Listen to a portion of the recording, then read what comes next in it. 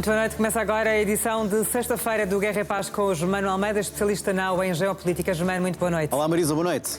Germano, o presidente norte-americano, que publica mensagens várias vezes ao dia através da rede social que criou, a Truth Social, diz que os iranianos já não têm cartas, mas o Estreito de Hormuz não é a carta que por si só já vale muito?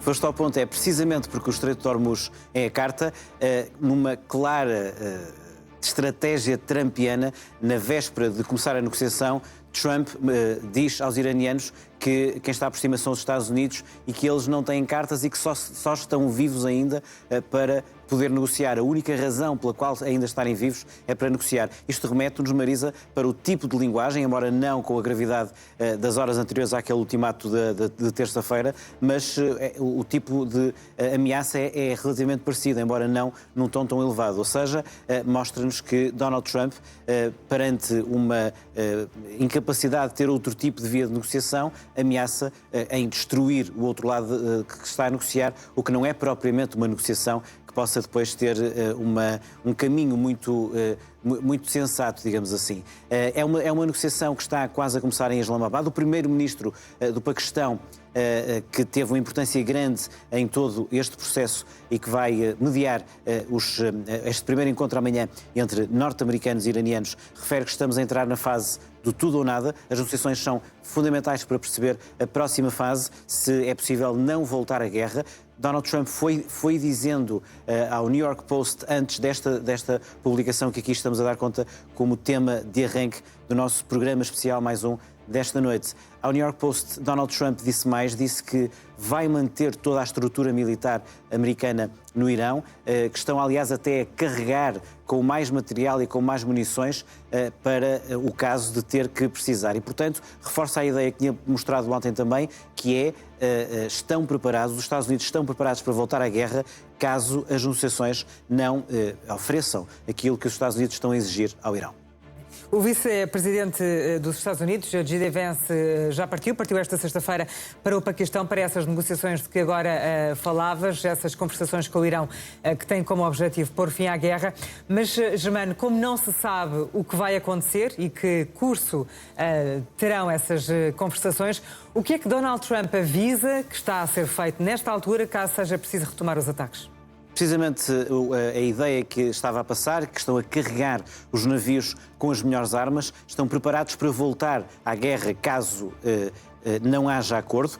E eu recordo, é a mesma estratégia antes do ultimato em que ele falava do apocalipse em destruir a civilização iraniana. Volto a dizer, desta vez não com palavras tão graves, mas a estratégia é a mesma. Ele dizia, o Irão tem que fazer um acordo, se não fizer um acordo, no final deste ultimato, essa civilização vai deixar de existir. Aqui não vai tão longe na ameaça, mas a estratégia é a mesma. Ou seja, ou o Irão aceita o acordo, ou vai haver força contra o Irão. Isto ajuda-nos a compreender que estamos longe de poder afirmar, na véspera de começar a negociação, que o mais provável é que não volte a guerra. Eu recordo, para os mais esquecidos, Marisa, que a 28 de fevereiro, quando a guerra começou, Estados Unidos e Irão estavam em plena negociação mediada por Oman. E, de acordo com os intermediários, os negociadores de Oman, também de acordo com um observador britânico do Conselho de Segurança Nacional britânico que teria estado numa reunião como observador, tinha entrado à distância, os iranianos estariam a dias de fazer um conjunto de concessões muito relevante e muito significativo. E, portanto, perante este quadro, eu diria que a palavra dominante na véspera do início das negociações é desconfiança. Devia ser confiança, mas é desconfiança. Do lado dos Estados Unidos, a delegação será chefiada pelo vice-presidente J.D. Vance, que, como bem disseste, foi de Budapeste para Islamabad. Hoje já chegaram os iranianos, uma delegação liderada pelo presidente do Parlamento, ex-candidato presidencial da Aladura, Ghalibaf, também com o chefe da diplomacia Araki, de uma linha mais moderada e alguém que está muito por dentro do programa nuclear. Não se pode dizer o mesmo da delegação americana, nem de J.D. Vance, o vice-presidente, que nem sequer tem experiência de negociação. Daqui a pouco contigo vamos elaborar essa ideia. Os americanos estão, num momento tão importante, sem diplomatas experientes e com experiência de negociação. J.D. Vance não tem experiência de negociação, nem sequer é um diplomata. Witkoff e Kushner é o que se sabe, não é? São amigos do Presidente, são próximos do Presidente, são tipos dos negócios do Presidente, Kushner até é da família, é genro, mas, enfim, não se lhe conhece, não se lhes conhece uma natural especialidade relativamente a uma questão tão técnica, tão complexa, como é o programa nuclear iraniano. Vamos ver. E em concreto, Germano, avançando agora para outro ponto que nos faz aqui um ponto de situação da atualidade nas últimas horas, da atualidade internacional, em concreto, que movimentações existiram já hoje para que haja também um cessar-fogo no Líbano e que balanço faz Israel sobre o número de elementos do Hezbollah que foram mortos com os ataques do último mês? Antes do mais, as horas e os 2 dias posteriores ao anúncio do cessar-fogo ajudaram-nos a perceber que não é só a questão do Estreito de Hormuz e não é só a questão do enriquecimento de urânio, há um terceiro elemento absolutamente fundamental para percebermos do sucesso ou não das negociações, e é precisamente a questão do Líbano. A partir do momento em que ficou identificada a diferença, em que o Irão exigia cessar-fogo no Líbano para respeitar o cessar-fogo a nível geral, era o tal ponto 10. Os americanos primeiro não tinham desmentido e depois foram desmentidos pelos israelitas pelas ações que os israelitas fizeram no Líbano. Os 2 dias mais sangrentos no Líbano foram os 2 dias a seguir ao anúncio de cessar-fogo no Irão. E, portanto, o Líbano, o governo do Líbano, exigiu, e bem, a inclusão do cessar-fogo no Líbano no total também do que é o cessar-fogo dos Estados Unidos com o Irão. Tem o respaldo do governo libanês de Macron, França, de Starmer, Reino Unido, e também tem, naturalmente, o respaldo, já agora, do Irão, que também faz essa exigência. Ora, o Hezbollah já fez saber que não vai juntar-se às negociações que vão começar na terça-feira em Washington, promovidas pelo Departamento de Estado. Vai haver nas próximas horas, sexta-feira à noite, nos Estados Unidos, que para já ainda é sexta-feira à tarde.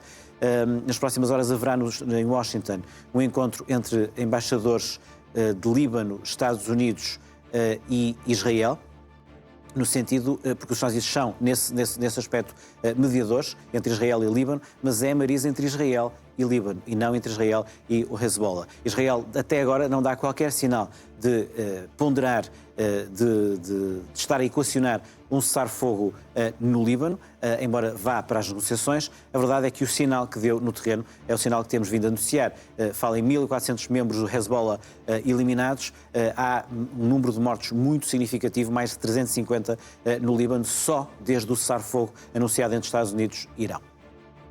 Em março, Germano, o presidente dos Estados Unidos suspendeu algumas sanções sobre o petróleo da Rússia para fazer baixar os preços, dada a crise energética que foi provocada com esta guerra no Irão. Essa medida é para manter? Tudo indica que sim. A Reuters hoje faz uma peça que refere que, com fontes credíveis, tudo indica, e naturalmente próximas da administração americana, tudo indica que a administração americana está a ponderar neste momento prolongar essa exceção às sanções. O que é que isto significa, Marisa? Parece uma questão técnica, mas não é. Significa que Putin tem caminho livre para prosseguir a sua agressão na Ucrânia. Já não é só o facto de Donald Trump e a administração americana ter deixado de ser, na prática, um aliado da Ucrânia e é, como temos vindo a explicar, neste momento hostil a grande parte dos países europeus, ao projeto europeu e mesmo ao alinhamento europeu com a Ucrânia. Já não é só isso. É o facto de, nos últimos dias, Trump ter ameaçado deixar de vender armas a países que queiram depois dá-las à Ucrânia, ao sistema Pearl. Já não é só não dar diretamente. Para lá disso tudo, e para lá também do brinde, da benesse que Putin tem tido com o aumento dos combustíveis fósseis, do preço do petróleo e do gás natural na sequência da guerra Estados Unidos e Irão e, sobretudo, do fecho do Estreito de Hormuz, esse aumento que está a levar a que só no plano fiscal teve um bónus de 7,7 mil milhões de dólares desde o início da guerra, só no plano fiscal, com esse aumento.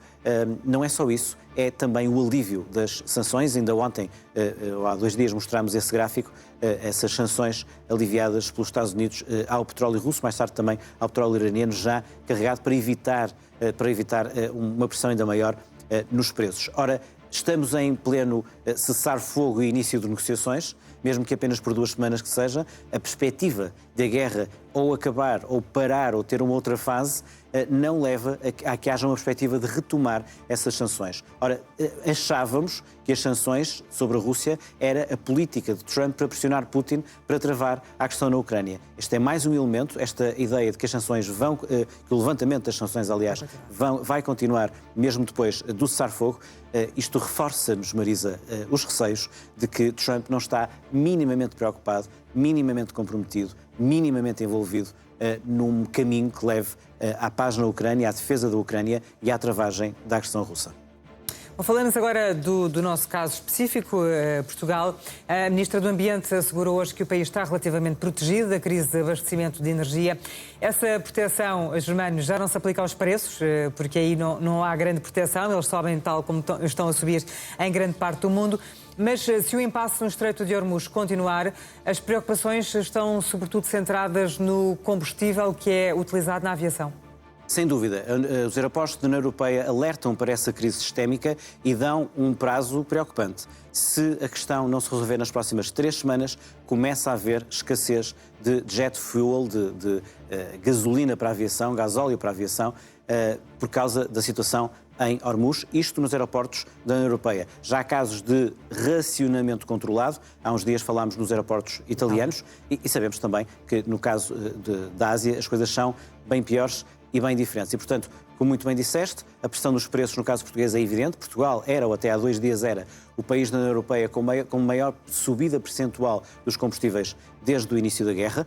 Estamos a falar de uma diferença de 20 a 30 euros por abastecimento, falta-me o termo, encher o tanque, a cada vez que se atesta, não é?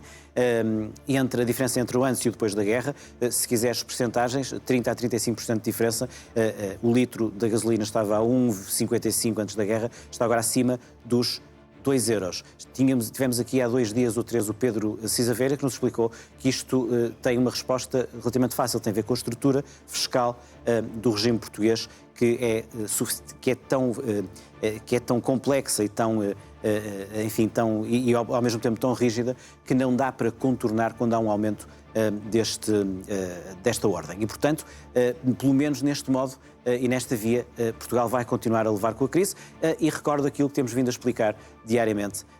Não se iludam com o cessar-fogo, para lá dos problemas da diferença entre a versão de Trump e a versão dos iranianos, com a questão de Hormuz, em que Trump percebe claramente que os iranianos perceberam que Hormuz é uma arma assimétrica que tem e está a dizer que enfim, está a ameaçar usar a força para resolver a situação e está a acusar o Irão de estar a usar indevidamente as portagens de Hormuz. Aí tem razão, mas a verdade é que também já pensou em cogerir isso com os iranianos e antes desta guerra não havia essa questão. Portanto, para lá da questão de Hormuz, para lá da questão do Líbano, para lá da questão do urânio enriquecido, haverá certamente, mesmo que haja um cessar-fogo de 2 semanas ou até mais prolongado, algum tempo, um bom tempo de crise também ao nível dos preços e que também já está a chegar aos Estados Unidos. Dados que acabei de ver antes de começar o programa, posso dizer, já há dados acabados de sair. Saíram esta tarde, hoje à noite já, esta tarde nos Estados Unidos, hoje à noite já em Portugal, relativamente à inflação nos Estados Unidos no mês de março, mostram, como se esperava, uma grande subida da inflação nos Estados Unidos. 0,9 pontos de fevereiro para março, passou de 2,4% para 3,3% a inflação nos Estados Unidos. E, portanto, é caso para dizer, a tese de vota-se em Trump para que a inflação fique mais baixa, saiu completamente furada. Bom, e por falar em Trump, vamos voltar às várias publicações diárias que o Presidente dos Estados Unidos faz na rede social que criou, Germano, porque numa das mais recentes referiu-se à alegada cobrança de taxas, portagens, por parte do Irão aos navios petroleiros que atravessam o Estreito de Hormuz. Donald Trump diz que é melhor que não estejam a fazer, porque se isso efetivamente estiver a acontecer, o que é que diz que fará o Presidente dos Estados Unidos? É a tal parte de ameaçar usar a força como os iranianos nunca conheceram. Também insinuou que em 24 horas, se as negociações não avançarem num bom porto, vão perceber o que é o verdadeiro significado da palavra reset, reiniciar. Sim, é verdade que é um ponto em que Trump tem tudo para poder criticar os iranianos. O Irão viola o direito internacional ao ter o comportamento que está a ter em Hormuz, mas também já percebeu que nesta era em que deixou de contar o direito internacional e passou a valer a força de quem a consegue exercer nos diferentes locais, viu na questão de Hormuz, desde que começou a ser atacado por americanos e israelitas, uma arma que possivelmente não vai abdicar dela, ou pelo menos vai usá-la nas negociações. A verdade, Marisa, é que antes da guerra passavam cerca de 100 navios por Hormuz e depois passaram a passar 5 ou 6 e agora um pouco mais. O Irão fala em 15 por dia. Mas a verdade é que têm passado ainda menos e só hoje só passou um navio com bandeira do Botsuana, navio petroleiro, pela região. E, portanto, continua o problema e, volto a dizer, não é pelo cessar-fogo nem pelo início das negociações que esta questão estará resolvida. Vamos ver que dinâmica esta questão de Hormuz vai ter nas negociações que vão começar no Paquistão. J.D. Vance avisou os iranianos antes de entrar no avião para Islamabad que não pensem em manipular-nos e em mentir-nos. Bom, mas a verdade é que há fortes suspeitas que a administração americana também mentiu em relação ao que verdadeiramente foi negociado e acordado. Estamos numa situação rara em que foi anunciado um cessar-fogo, mas em que uma parte diz que o que foi acordado foram determinados pontos e outra parte desmente e fala noutros completamente diferentes. E, portanto, não é um bom augúrio para começar, no mínimo. Germano, vamos seguir em frente para falar agora da Guarda Revolucionária do Irão, porque esta Guarda Revolucionária diz que as Forças Armadas do país não fizeram qualquer ataque contra países da região do Médio Oriente desde o início do cessar-fogo, que foi na passada terça-feira. Mas a verdade é que houve ataques, por exemplo, no Catar, no Kuwait. Foi o Irão ou os grupos armados que o Irão apoia? E nesse caso pode dizer-se que o Irão está a falar a verdade? É difícil responder de forma concreta à tua boa pergunta. Pode, de facto, a verdade estar por aí, ou seja, pode ser um sinal de que o comando e controle das ações do Irão não é neste momento totalmente claro. Há sinais que a Guarda Revolucionária Iraniana se apropriou de um conjunto de ações que antes desta guerra eram da liderança clerical, mas essa liderança clerical próxima do Ayatollah está ela própria fragilizada porque muitos dos seus líderes foram eliminados por americanos e israelitas, isto por um lado.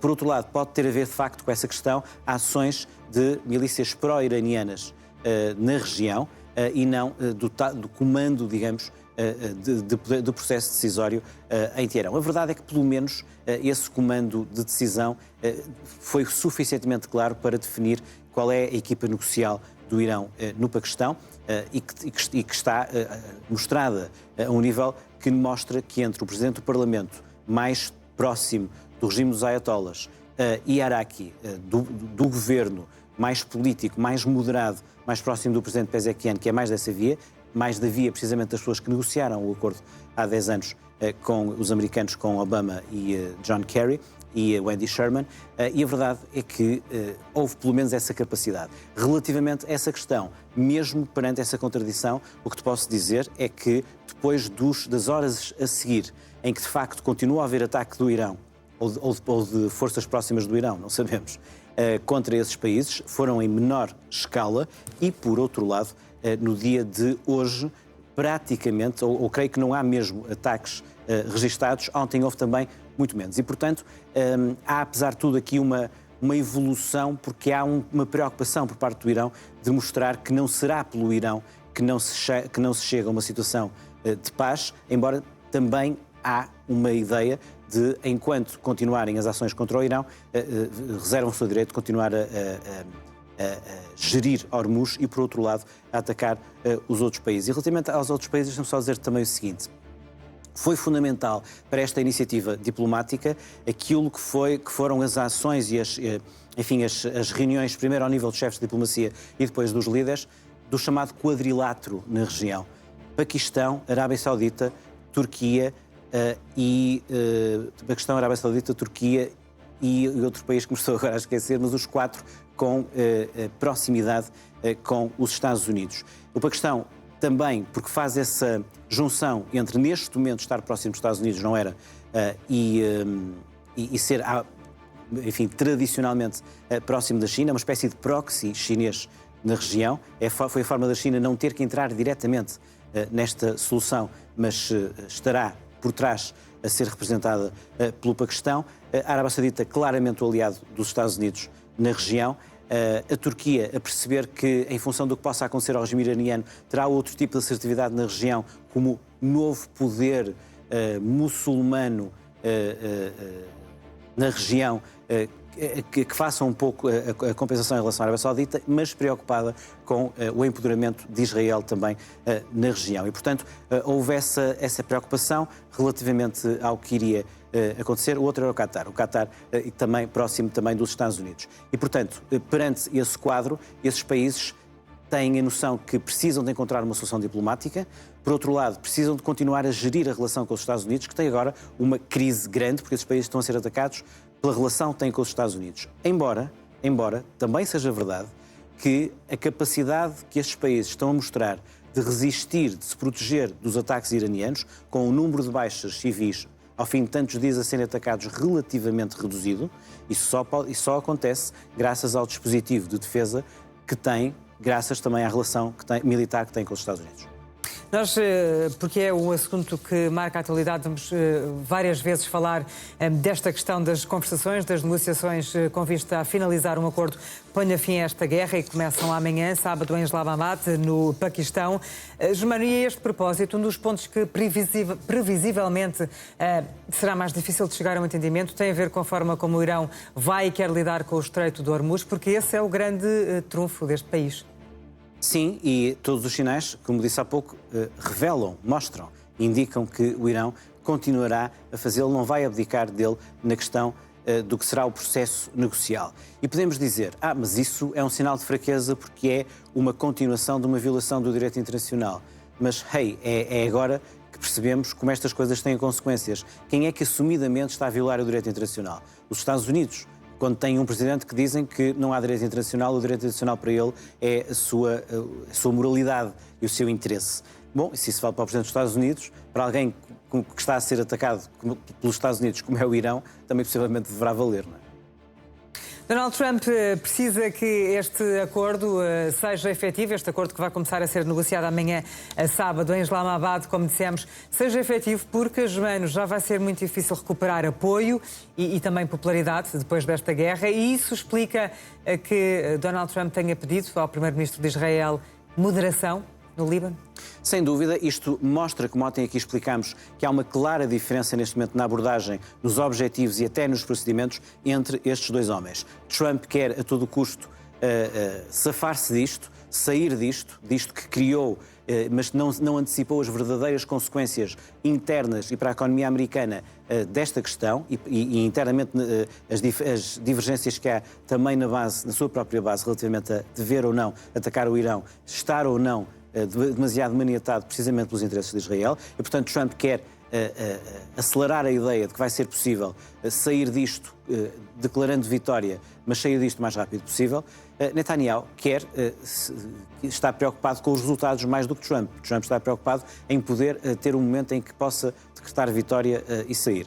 Netanyahu percebe que tem ali um problema de segurança e que tem uma oportunidade histórica, diria, de, através da ligação que tem com a administração americana atual, acabar com o regime iraniano e, ao mesmo tempo, acabar com o Hezbollah no Líbano. E, portanto, Trump queria que Israel se juntasse com um cessar-fogo no Líbano, já se percebeu que não conseguiu e, como não conseguiu, Trump, em compensação, nestes 2 dias, foi dizendo a Netanyahu, foi pedindo a Netanyahu moderação nesses ataques. E surge, das últimas horas, já uma consequência desse pedido, e a consequência é, a partir de agora, a cada ataque feito em Beirute pelas forças israelitas, quem dá a ordem de comando, a autorização para esse ataque, não são os comandantes das IDF, das forças do exército israelita, terá que ser diretamente o próprio Netanyahu.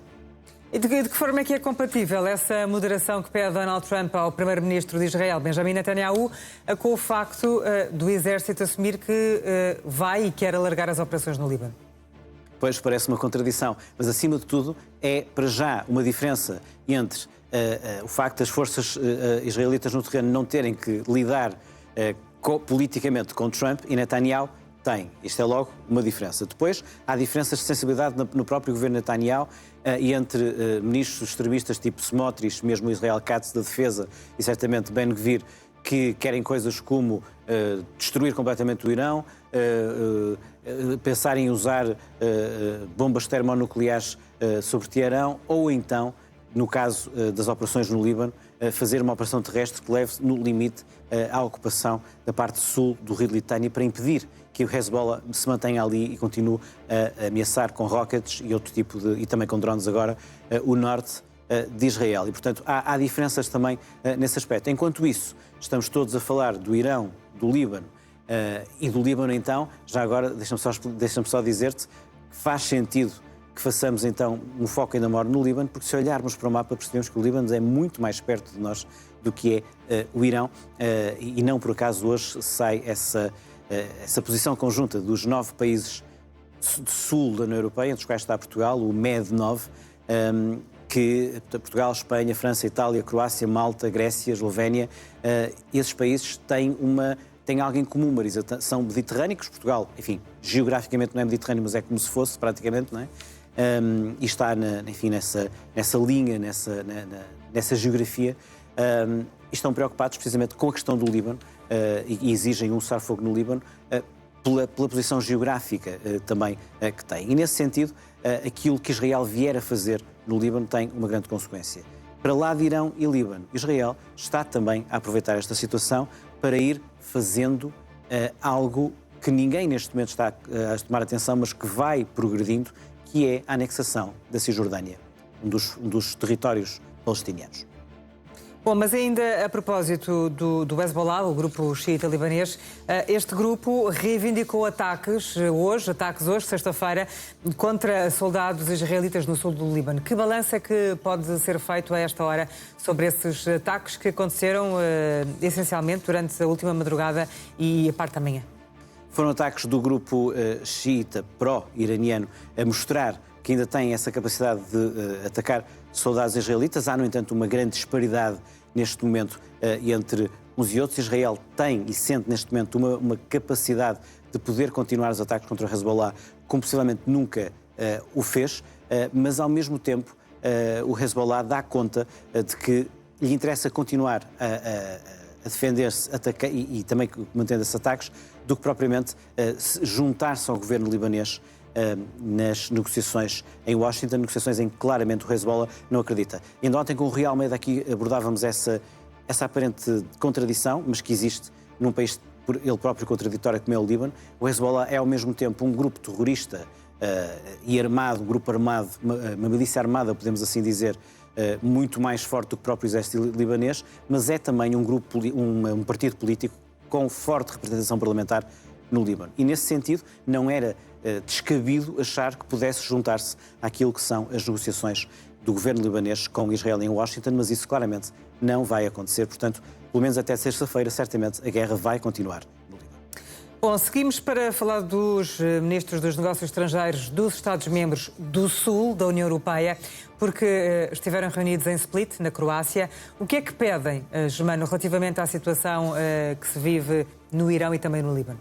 Sim, é precisamente aquilo que estava a referir e que tem a ver com esta questão libanesa. São países que têm essa particularidade em comum. Vemos aqui o Ministro de Estado e dos Negócios Estrangeiros, Paulo Rangel, que esteve nessa declaração com outros 8 países do sul da União Europeia, todos eles mediterrâneos, exceto Portugal, mas como disse há pouco, é como se fosse, não é? Portugal é um país com características mediterrâneas e incrivelmente próximo do Mediterrâneo. Esses países do sul da União Europeia têm uma especial preocupação com uma necessidade de trégua no Líbano, na perspectiva também geográfica de estarem mais ligados e com uma ligação maior ao Líbano do que outros países, por exemplo, no norte da Europa. No outro desenvolvimento, tem havido vários ataques contra a Força Interina da ONU para o Líbano. Já morreram 3 capacetes azuis da Indonésia. Pergunto, Germano, se são muitos os países que já vieram expressar-se sobre aquilo que tem estado a acontecer. É verdade, mais de 70 países condenam os ataques. É preciso ter essa noção, além de um grande número de vítimas mortais e feridos e de grande destruição já das ações israelitas no Líbano. O que há também é este tipo de situações. Os capacetes azuis Estamos a falar das forças da Unifil que se mantêm ali na zona perto do rio Litani, e tem havido também, creio que hoje vamos ver esse vídeo aqui no programa, continua a haver, por exemplo, na sequência de ataques israelitas, mortes de jornalistas no Líbano e também em Gaza. Bom, vamos falar agora de um outro ponto de vista, ainda relativamente ao Médio Oriente, mas numa outra forma de ver o que está a acontecer, porque há especialistas ucranianos que têm estado a ajudar a abater drones, os chamados drones Shahed, que são de fabrico iraniano, e esses especialistas ucranianos têm ajudado a combater esses drones em vários países do Médio Oriente. Volodymyr Zelensky falou agora sobre isso. O que é que disse o presidente da Ucrânia? Bom, Zelensky deixou claro que os ucranianos que têm essa grande expertise de, como dizes, abaterem drones Shahed iranianos, pela pior das razões, porque há 4 anos que estão a levar com eles e, portanto, desenvolveram essa capacidade como ninguém e estão a usá-la e a partilhá-la na defesa dos ataques iranianos na região. Isto é claramente uma ativação, uma consequência do que foram, Marisa, os encontros, as reuniões há uns dias de Zelensky na região. Ele esteve na Arábia Saudita, no Catar, na Jordânia, nos Emirados Árabes Unidos e em todos esses países deu conta do que é a intenção ucraniana, que já está a materializar-se no terreno, de ajudar esses países a defenderem-se dos drones iranianos, certamente também Bom, o presidente ucraniano que, sobre a Rússia, Germano, volta a lembrar que há sanções que foram levantadas por causa dos efeitos da guerra no Irão e que devem voltar a ser impostas. De que é que fala mais concretamente Volodymyr Zelensky? Zelensky está muito preocupado com essa questão, que há bocado referíamos, porque sabe as consequências do que significava o facto de as sanções levantadas à Rússia na sequência do que é a necessidade de gerir os preços, nomeadamente do petróleo, implicavam a longo prazo. E percebe que há, de facto, esse risco, há mesmo esse risco que isso possa acontecer. E Zelensky foi claro, a continuação desse levantamento de sanções vai ajudar a Rússia nesta agressão e, portanto, apelou a que agora que há um cessar-fogo com o Irão, que essas sanções voltem. Já percebemos, por aquilo que há pouco expliquei, que, infelizmente, pelo menos para já, essa reivindicação de Zelensky não vai ser seguida pela administração americana. Germano, partimos para as imagens do Guerra e Paz que elegeste para esta sexta-feira. Temos aqui 3 figuras: o presidente dos Estados Unidos, o vice-presidente dos Estados Unidos e o secretário de Estado norte-americano. Por que esta pergunta? Onde está o Departamento de Estado? Porque vai começar negociações amanhã em Islamabad e o Departamento de Estado americano não vai estar. É mais um exemplo de como há um problema na administração de Trump de credibilidade ao nível diplomático e que é uma opção, é uma decisão do Presidente de abdicar da via mais normal, mais oficial, mais convencional, diria até, de usar a excelente diplomacia americana, os excelentes canais diplomáticos do Departamento de Estado, com bons conselheiros ao nível da política externa, defesa e segurança nacional e também com conhecimento sobre Médio Oriente e Irão. Era suposto que fosse isso que estivesse a acontecer. Não é isso que está a acontecer. A minha pergunta é, onde é que está este homem, Marco Rubio, devia estar em Islamabad, ou era suposto que estivesse em Islamabad? Porque é o chefe da diplomacia e vai haver um momento diplomático muito importante. Encontras alguma razão para não estar? Encontro a razão de que Trump não confia em Rubio para isto. Acima de tudo, não há um alinhamento sobre o que possa acontecer e é a continuação do que estava já a acontecer relativamente ao processo negocial. Antes do início da guerra, estava a acontecer um processo negocial. Marco Rubio estava nele? Não. Próximos do Departamento de Estado, enfim, com experiência em Irão, estavam nele? Não. Estava Witkoff, que é um tipo que joga golfe com Trump e que é um tipo de imobiliário, e Kushner, o genro do Presidente, com alguma ligação ao Médio Oriente, é verdade. No primeiro mandato de Trump foi uma pessoa importante na construção dos Acordos de Abrão, portanto não digo sobre Kushner o que digo sobre Witkoff no desconhecimento do Médio Oriente, mas digo sobre Kushner o que digo sobre Witkoff no desconhecimento em relação a uma questão difícil, técnica e que será fundamental nas negociações, que é a questão do acordo nuclear iraniano. E portanto há uma discrepância, quase uma bizarria, entre o desconhecimento da equipa americana relativamente ao acordo nuclear, que americanos, mas não eles, negociaram com o Irão há mais de uma década, e o lado iraniano, que é altamente conhecedor dele, nomeadamente Araki, que era o número 2 do Departamento do Ministério dos Negócios Estrangeiros de Teherão há 10 anos, é hoje o chefe e era um dos negociadores, digamos assim. E, portanto, eu volto a dizer o que disse aqui há dias. Se esta administração fosse uma administração, enfim, que quisesse fazer um bom trabalho, quisesse defender os interesses dos Estados Unidos, chamava, nem que de forma discreta, pessoas como Wendy Sherman, que foi a principal negociadora com a Araki, era a contraparte, era a número 2 do Departamento de Estado da presidência Obama, liderada na altura por John Kerry. O próprio John Kerry foi Ernst Muniz, com ascendência portuguesa, que era o secretário de Energia, porque uma parte tinha a ver com a questão nuclear, era uma questão científica, mas era uma altura em que a administração americana, liderada por um presidente que ligava à ciência e a questões de tecnologia e de conhecimento, como Barack Obama, faziam estas coisas a sério. Não é este caso. Esta administração americana parte para esta negociação com J.D. Vance, que é alguém que não é um diplomata, não é um conhecedor da questão iraniana, de forma alguma.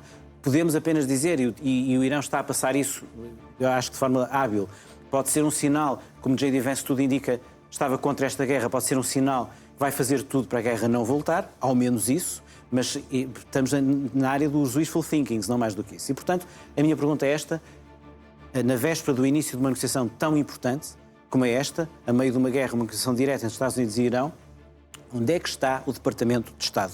Não está em Islamabad. Estará, de facto, a acolher, na terça-feira, a negociação entre israelitas e o governo libanês. Mas estamos a falar de coisas totalmente diferentes, porque, na verdade, não é sequer uma negociação entre Israel e o Hezbollah.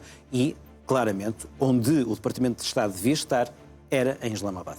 Partimos para a segunda imagem, Germano. A quem é que é atribuída esta afirmação de que o jornal Washington Post é um jornal esquerdista? Isso foi uma brincadeira minha no título, enfim, de interpretação àquilo que, no fundo, se podia atribuir, que é o que ele acha. Uma publicação de Donald Trump. A quem é o autor desta publicação, que é Donald Trump. Só um mapa de contextualização. O Wall Street Journal é o grande jornal da direita americana. É um jornal muito credível, é um dos melhores jornais do mundo, com excelentes artigos de opinião, excelentes edições, um foco económico e financeiro, mas não só, um bom jornal político também. É um jornal de direita antiga, de direita clássica, do Partido Republicano antigo, do Partido Republicano de Reagan, de John McCain, dos Bush, digamos assim. No início até era um bocado pró-Trump, no início do primeiro mandato. No segundo mandato já não, e Trump não lhes perdoa por isso, né? E então Trump diz que o Wall Street Journal, um dos piores e mais mais inaccurate, portanto, mais errados, mais não rigorosos de editorial boards do mundo, e estamos a falar de um dos melhores jornais do mundo, declarou que eu declarei de forma prematura a vitória no Irão. Mas insisto, é uma vitória e não há nada de prematuro nisso. Devido a mim, o Irão nunca terá a arma nuclear e, muito rapidamente, vamos ver o petróleo a fluir, com ou sem a ajuda do Irão. Isso também não vai fazer grande diferença anyway. O que também não é verdade, porque obviamente que terá que ser com a ajuda do Irão, porque quem está a impedir que o petróleo flua é o Irão com a questão de Hormuz. E, portanto, ele decreta isto desta maneira, mas não tem solução na mesma para isso. O Wall Street Journal vai, como sempre, ter que comer estas palavras enfim, e portanto... Está sempre para criticar, nunca admite quando está errado. Um presidente republicano a referir-se assim ao grande jornal da direita americana diz muito do estado em que as coisas estão nos Estados Unidos. Avançamos. Que tipo de segregação está a fazer o secretário de Defesa, a Pete Hegseth, junto de quem? Bom, isto tem um contexto, não é? Tem um contexto. Esta guerra está a agravar esse contexto, com várias demissões de generais e oficiais de topo no meio de uma guerra, o que nunca é um bom princípio. E há uma nova segregação, o artigo fala em resegregate do exército americano, de um chefe do Pentágono supremacista branco.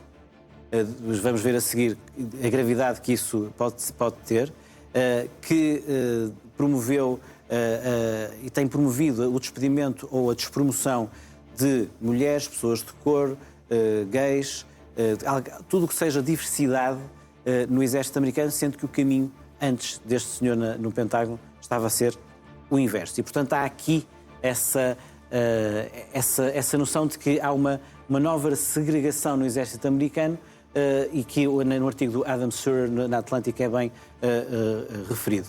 Um Pete Hegseth que, a par de Trump, nos ajuda a compreender a falta de rumo o desvario da liderança americana no Irão e de como isso é perigoso quando estamos a falar de uma guerra feita pelos americanos.